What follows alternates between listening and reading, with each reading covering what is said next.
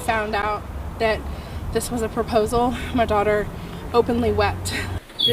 Some parents and community members voicing their concerns tonight about the possible closing of Lubbock's oldest elementary school.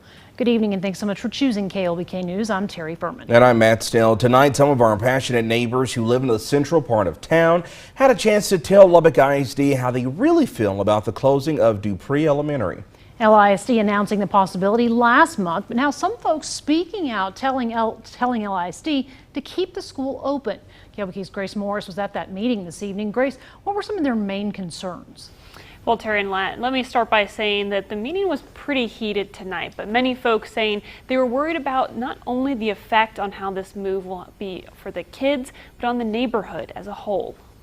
We want to listen tonight to what folks have to say. Tensions rising at Dupre Elementary School Monday night. Why are you going to disrupt our children again?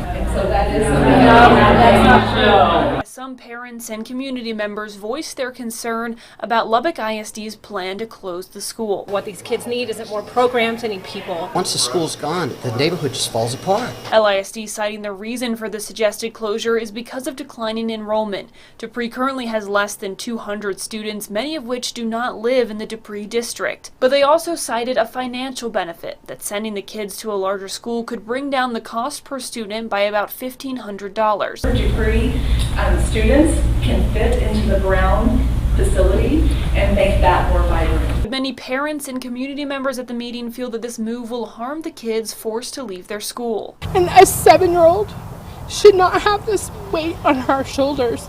And no amount of reassuring that things are going to be okay at the new school or you'll make more friends is going to make this okay for them. As well as the community surrounding the school. We know what comes after that. People leave the community because they don't have a reason to be here.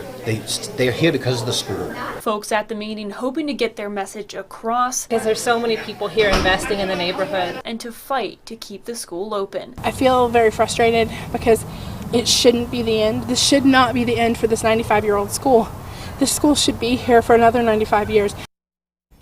Now, the Lubbock ISD Board of Trustees still has to vote on whether or not to close the school. That decision expected to come at their next board meeting on November 11th, and folks can sign up to make public comment at that meeting.